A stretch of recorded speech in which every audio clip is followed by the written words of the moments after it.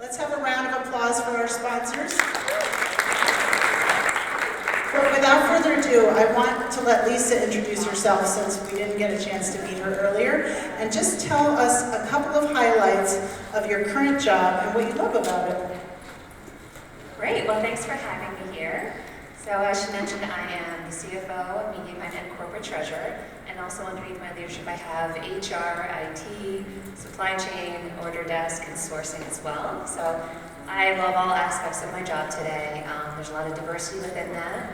We're a growing company, so it's really exciting to be part of that journey with the company itself.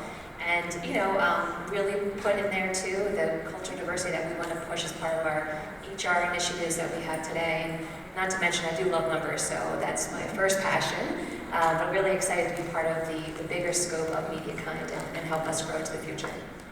So you mentioned a passion for numbers, and there's a lot of data out there now that companies that are more diverse are actually making more money. And so I'm just wondering, how, as the CFO, how would you track that? And what are some of the targets that you might have in mind, and how would you assess that as a company? From a revenue perspective, as far as finding customers that have more diversity? Yeah, exactly. Yeah, well, I think looking for those different customers that obviously are within our industry and have the services that we're looking for, women-owned companies, other different types of ones throughout, because we're in about 25 countries globally. So we have a pretty big footprint. It's a big footprint. It is very big, yes. So, we're pretty much open to all customers. So, all revenue, all customers, but yes, definitely looking at the diversity around the globe as well.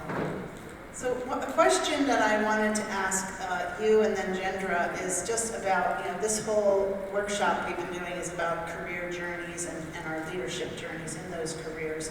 And I'm curious, for each of you, was there some pivot point that made you feel like you could become a leader? Was there some point in that journey that kind of put you on that leadership path? Yeah, I think that's a loaded question. So before my journey at MediaKind, I was at Comcast for 12 years. And I rode through the journey of Comcast. I started off as a senior financial analyst there, and then worked my way up. I think I got promoted every other year. And I made those opportunities for myself. I did a lot of networking, and I would always encourage that for everybody.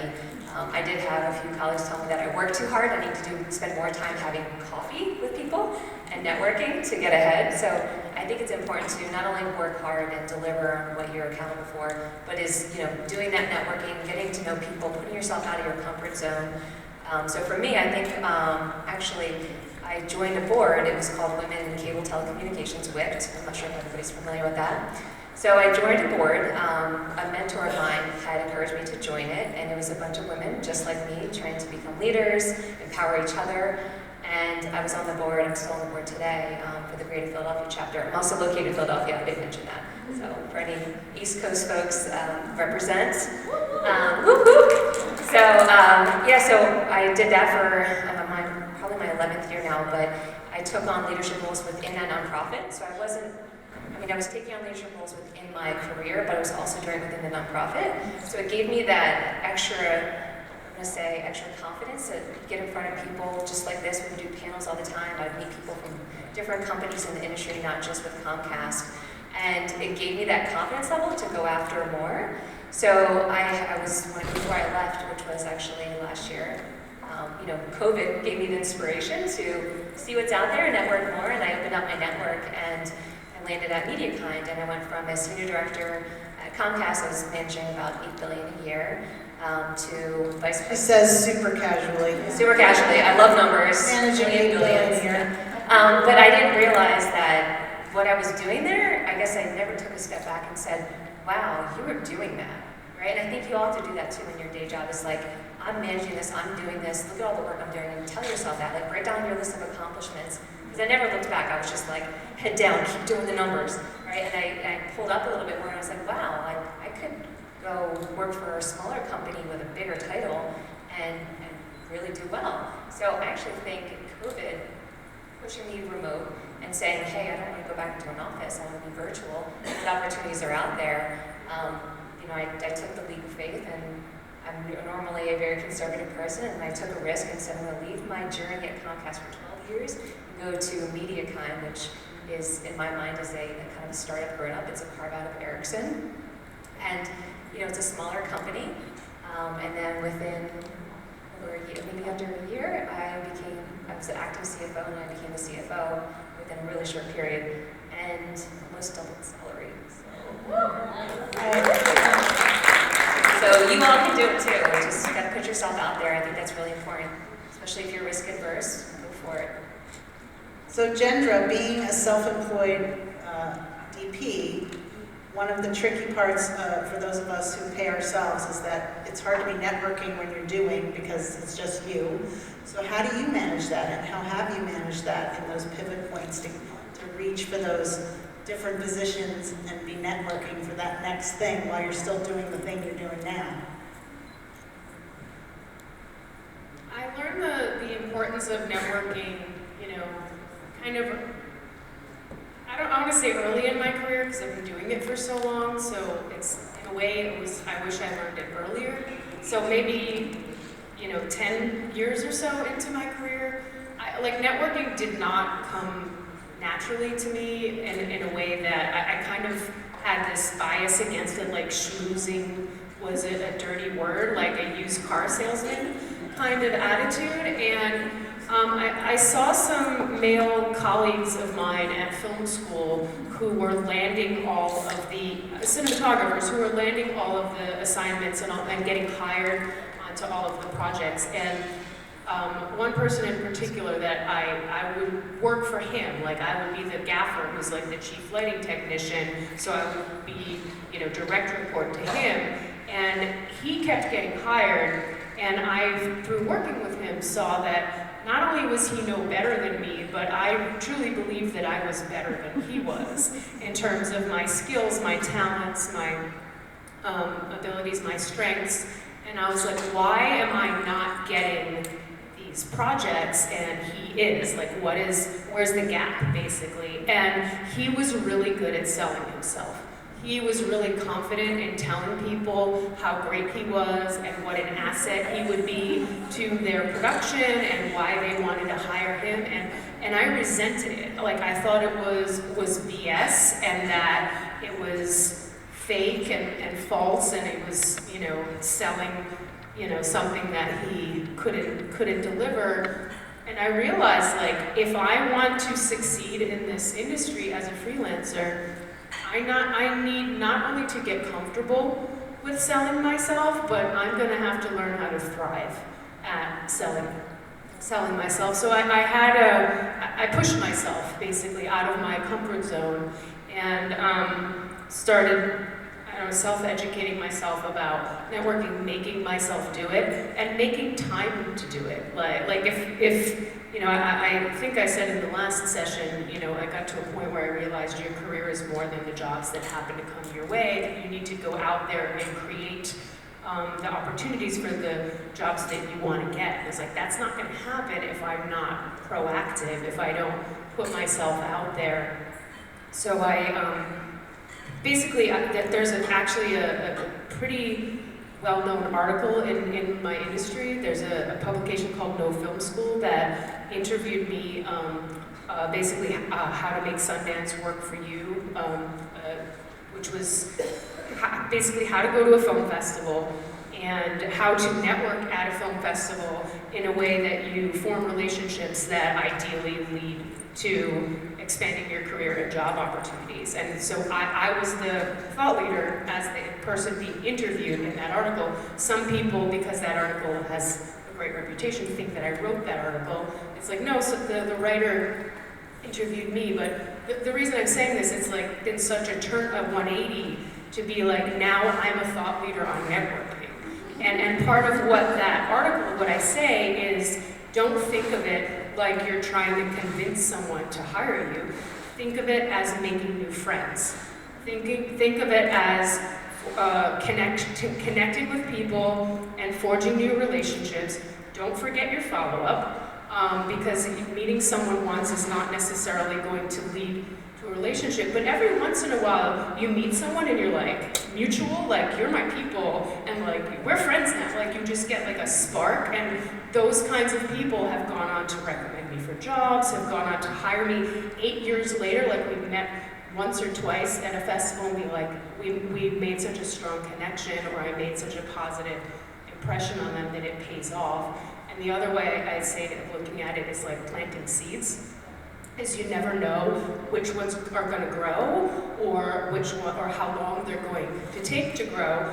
They'll grow better if you care, if you tend to them, if you care for those relationships and you value those relationships and continue to put energy into them. But you really don't, you can't necessarily control it. So I've made it my business that I have to constantly be planting seeds. I can't just be like, oh, I'm working for a while, I can lay off the networking. It's like, it never stops. And I think if I could add to that, having run my business and having to promote our business while I'm doing the work of our business, which is a multi-platform production company, is also I have started to think of networking really more as problem solving. I'm a great problem solver, and so maybe my company can help you and solve a problem for you, but if we can't do it, I might know somebody who can solve that problem for you. And so I'm always making other people's connections. That's why you are all here, to a certain extent, because I connected with Ellyn, and I connected with Kimberly and Tanilda and Samantha and other people who've helped us along the way build this up, and I saw a problem that I thought we could solve. And I always feel like paying it forward and making those connections for other people always pays back in some way. That's not why I do it, but it just often is the way that it happens, and somebody will refer me to something and say, oh, this is perfect for you. If you think of networking as giving, as generosity, and not as taking, then it's not dirty. And then you are providing value to the people that you meet when they think of you as a connector. Then they're like, oh, this is someone that you should meet. And then people go out of their way to connect you to other people. And like, that's how job leads are born from it in an organic way. But it's not saying, oh, get me a job. It's like, oh, I want to help you, or I'm going to introduce you to this person. Like, I take being a connector in terms of the value that I bring to my community very seriously. So you mentioned something about, something that was out of your comfort zone. You mentioned sort of feeling not right for you. And I'm wondering, Lisa, if you could label something in your journey, your career journey, where you leaned into something that wasn't comfortable for you initially, and how that worked out for you. Yeah, so I was actually just telling a colleague about this today. So when I worked at Comcast, I worked with a lot of the technology side and a lot of the engineers, and I had no idea what they were buying, and I had to figure out, okay, what are they buying, what's our budget, and I wanted to understand that better so that I didn't feel like they could just pull one over on me and say, we're going to get this quantity because we need X, Y, and Z. So I decided to put myself in more meetings with the engineer team, which is mainly men. So I would go into those meetings with them, and I'd say, help me understand, educate me. And I probably did that for the course of almost maybe 3 to 4 years. And I got to understand the technology better, understood what the business strategy was by product, which was where I leaned in, so I got to learn more. And long story short, going to the end of that, one of the people that actually started educating me in that area, he became my boss 5 years later. And he had said, hey, do you remember when we actually met? And I said, no, I remember, and he did, and he said he admired me for coming into the engineering team and learning about the products and what they're working on, being outside of finance. So. Kendra, is there something else in your career that you leaned into something that wasn't comfortable, and how did that evolve for you, whether on the technical side or on the people side? It's an ongoing practice to the insecurity of freelancing. Like right now, I don't know what my next job is going to be. I didn't know if I could come to NAV. I don't know if I can go to DC next weekend for my film that's in a film festival. Like when people try to make plans with me, I'm always like putting qualifiers on it. It's like it's trying to have like a sense of ownership over your life and the freedom that comes with freelancing, but then also the stuff that is out of your control, that it's like, okay, if I get this TV show, I'm relocating, to another part of the world for 10 months, and like I'm in limbo until I get that answer. And so just, in a way, I'm in a constant state of discomfort, and it's like, that's not going to change. So getting, accepting and surrender and trying not to be frustrated with that lack of control and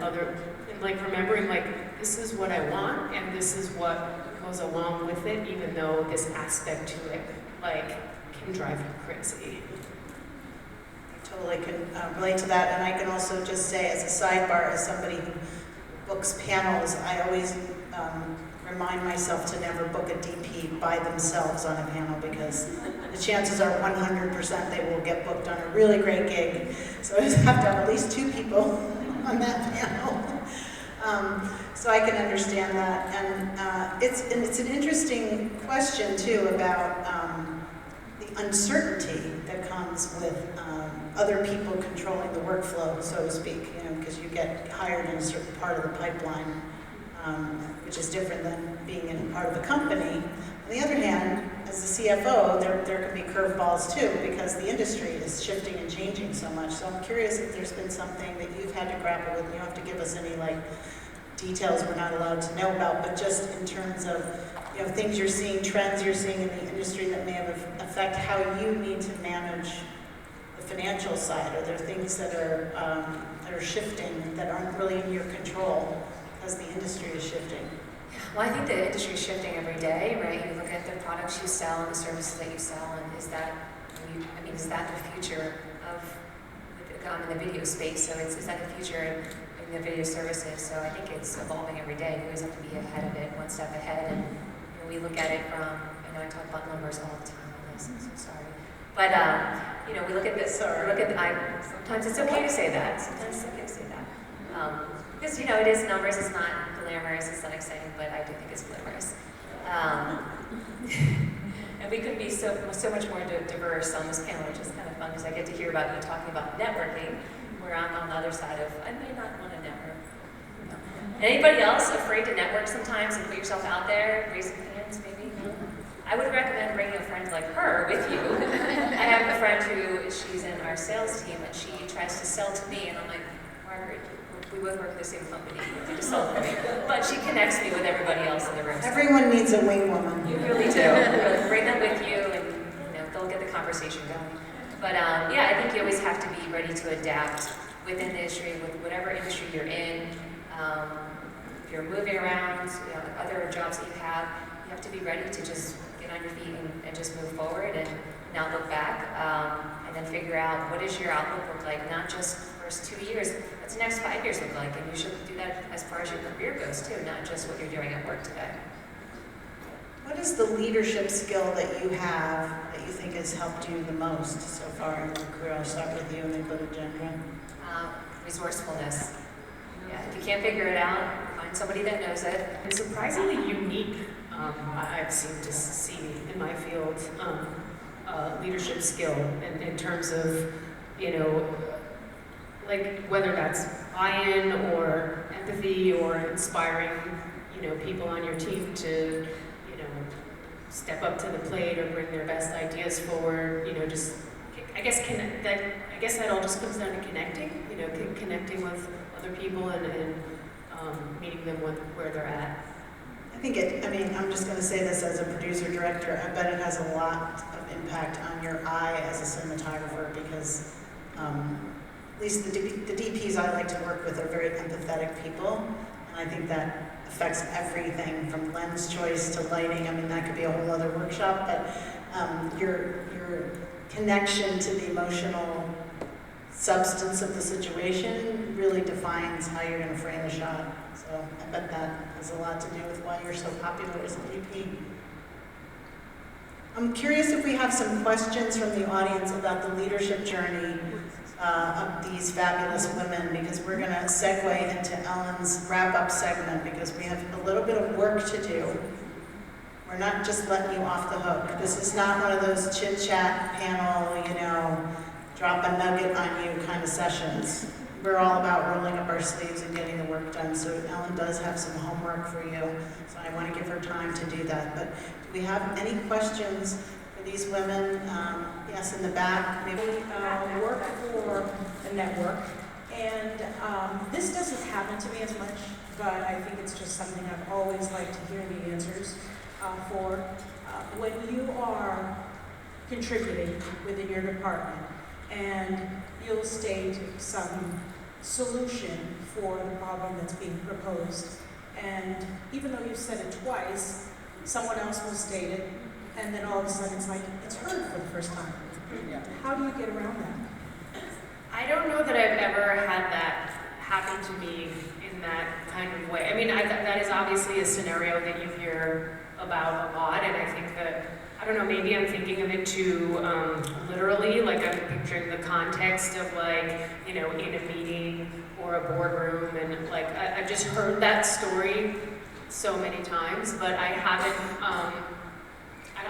had that happen to me in that exact way, but I'm trying to think like, okay, how would I deal with it if it did happen to me, or what parallels can I draw that do echo my experience? I mean, I think, you know, something that I've heard in terms of that situation is depending on your relationship with the other people in the room, if you are not being acknowledged for your idea, like there's the judgment call of like, do I let this go, or do I take ownership of my ideas so I get credit so people can see my value, etc. So I potentially, depending on the relationship, you know, go to the person later and be like, hey, would you feel comfortable, you know, saying something? Like, basically give me credit sort of like after the fact, if I felt that that was something that was necessary. I mean, my love language is words of affirmation, so I totally could like recognize to be like, oh, I did not get my, you know, did not get my stamp of approval from my colleagues on that one, that would bother me, but sorry, I don't feel like that was a really good answer. Anything to add, Lisa? Yeah, I've been in that situation a lot. I'm trying to give you the best scenario of how to respond to that one. So it depends on how passionate you are about the topic or the idea that you had that somebody else stole your thunder on. I would say if you're passionate about it, I personally, I'm all about being bold. I would just say, hey, yeah, I did mention that idea a week ago. I'm glad you support that idea. We can move forward. You can pile on and get on board with them. If it's something that you're not super passionate about and okay with giving kudos to your colleague, or you could still jump on the bandwagon and say, that is a great idea, let's partner on it, so that you can be part of that activity or project. And then immediately after the meeting's done, I would follow up and share that, hey, we talked about X, Y, and Z, so that it's almost like you're taking part of that ownership as well, even though somebody brought it up. And maybe they didn't hear you the first 20 times you brought it up in another meeting. But I would always say, follow up, jump in on it if you feel passionate about it. And as she had said too, pull them aside and just say, hey, you know, do we have a disconnect, any miscommunication? How do we work better in the future together on some of our ideas? I always believe in that, getting that collaboration. Conflict isn't always great on the call, but if you do feel passionate about calling out that person, I mean, I don't think you should shy away from it too at the same time. Thank you. That's actually how I got over it. I partnered with anybody who else brought up the idea, and collaboration is the key. Awesome. Thanks. Kendra, did you have something else to add? Yeah, just related to that, I mean, because my field and my job is very hierarchical, and it's not, like, I'm already in the position that I'm in, so I'm actually more thinking, like, I am the leader, not I'm the person looking for the voice, so I'm actually approaching it more from the opposite side of, I'm always looking to give credit to my team as a leadership strategy to make sure, like if someone said something to me and then I'm going to go forth and take that idea and run with it and institute that I'll actually say to the director, like, oh, that was, you know, Joe had this great idea. Like, I'll like publicly acknowledge other people's ideas so that they feel acknowledged and heard.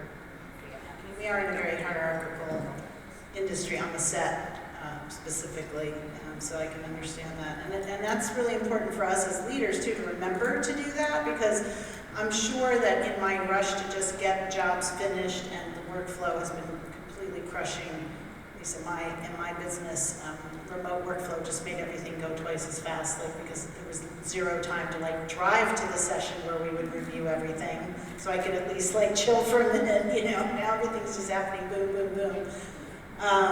That, you know, maybe I forgot to acknowledge somebody, so I think also, you know, maybe that situation was not what you were talking about, but if you're that person who didn't get acknowledged, you know, just say, you know, pull me aside and say, you know, hello, because it might just be an oversight because I'm completely overwhelmed, because that does happen too, as a leader. Anybody else have a question before we roll into our final wrap-up session? Come on, I bet there's one more. Question in the back, question in the back. Question about money or something? Talk numbers again. Numbers are key. I mean, one of the things that we've actually, you've got a question? Okay, good. I wanted to just mention that one of the sessions we did virtually, this is just a part of our Gals in Gear program that we have done on leadership. We've done sessions on negotiation skills, which affects money in many cases. We did a session on financial fitness, both for yourself and for the businesses that you may run or organizations that you're a part of running. So we do a lot of different topics, so we just couldn't do them all here today. So I will be sending out a survey afterwards, you know, to see what you guys thought about our program today, and if there are some other topics you'd like to see at the top of the list, we'd love to hear them from you. Okay, in the back of the room, yeah. Hey, hi again. I'm MC. I'm one of the 4 NAB show influencers this year. My question is for all of you. I'm 22 years old. I graduate in the fall, and I'm currently, you know, job searching. So if I have like a set amount of salary that I want, how would I go about making sure that I get that, if that makes sense? Have you done your market research? Yes. So I would say going into interviews, your goal is to do the market research cap is what you go in asking for. Always? Always. Okay. And maybe then some. There we go. Thank you. Remember yesterday, because you asked me a question on the other panel? That's right. And remember the second tip that I gave you that was about something else, but do you remember what it was? Be about my money. It said, ask for what you deserve. Ask them. It's not always about money, sometimes that's something else, but ask for what you deserve. Right. It's really something that I have to say to myself often. So, 3 tips from the whiteboard. Kendra, do you have a tip on this same question? I don't know. The whole salary, the way that salary works in my field is, Well, but you have a day rate, and you know that there are people who are going to come to you and say they want you to do X, Y, Z for a third of your day rate, or 20% less than your day rate, or this person gave them this rate. I mean, you know that happens all the time. it does, but being short form projects, sometimes I might decide to take something for less than my rate because there's something beyond the money that I'm getting out of that project. Like we say that, you know, there's the 3 R's of reasons to take a job are real, which is your portfolio, so what you're getting creatively out of it for your body work, relationship, or rate. So sometimes I take a job just for the money. Normally any job that I get, I'm trying to get the money that I'm worth, but a lot of projects come to me that they can't afford to pay me what I'm worth. I mean, I do have an agent who's trying to get me the max that he can, but very often people are like, they just don't have it. So it's like, if you're not willing to work for less than that, like, then you're just not going to have this job. So I have to decide, do I want this badly enough to cut my rate for it, and to letting the people know, like, this is less than her rate. So they don't think that when I took it, that is now my worth. They know what my worth is, and that I made the decision to take this job because it was someone that I wanted to work with, or like a documentary film that's maybe like a social cause that I'm passionate about, that I want to be a part of, like what the other reasons are besides just the finance. See, that applies to the salary world, because I think real relationship rate, you know, translates into CV relationship salary. And if, you know, there are definitely times when you might say, well, I'm going to take this job because it's, you know, with a company I really want to have on my resume. and I want to build those relationships. And if the salary is less, maybe you can negotiate something. If I accomplish X, Y, and Z, will you bump me up to that rate that I did the research on, that I really think we need to be at? Because one of the downsides of starting at a lower salary, and I teach this in one of my financial workshops, is you know, you're going to get a % raise on that, and it's always going to keep you at that lower rate. So that's like a whole other financial thing. So you never want to sort of stick with that, but if you can negotiate some bump up so that you can accommodate the other pieces, you know, or you just say to yourself, you know, I'm going to stay there for 2 years because it's worth it for me to get it for 2, and then I've got to go look for something else, and then I am going to go up to that bumped up where I really need to be for the next gig. So there's lots of ways to negotiate that. Well, we're going to wrap up this part of this session, but Ellen's going to come up. And as I said, there's a little bit of homework, so stretch for a minute as we switch out the mics, and thank you for being with us.